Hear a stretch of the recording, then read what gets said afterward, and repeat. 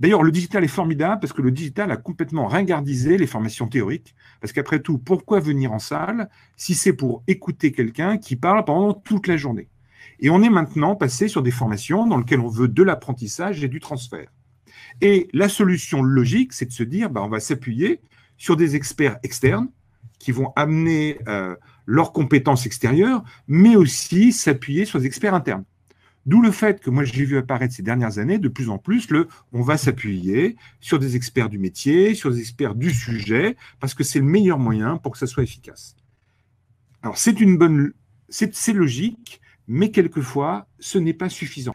Alors, moi, ce que j'appelle un véritable formateur, et c'est important, c'est que le véritable formateur, c'est ni un conférencier, ni un présentateur de slides, ni quelqu'un qui raconte des histoires, ni quelqu'un qui montre. Hein.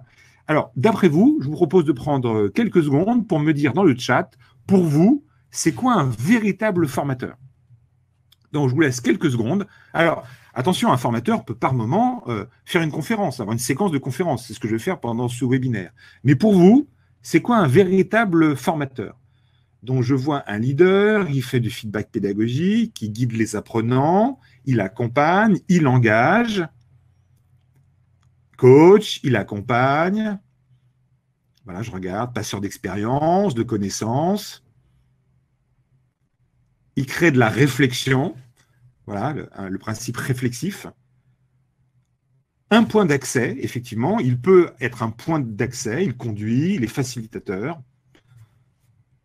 Il s'adapte, ça c'est important.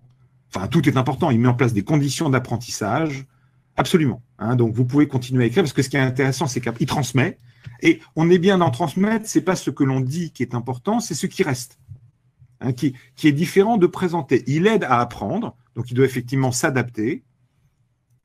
Voilà, il aide à la transposition. Il crée un climat de confiance. Effectivement, hein, le cerveau, si j'ai associé à ce qui m'a été présenté, ce qu'on a vécu, une émotion positive, j'ai plus de chances de m'en souvenir et l'utiliser que si c'est une émotion négative. Mais ce n'est pas suffisant.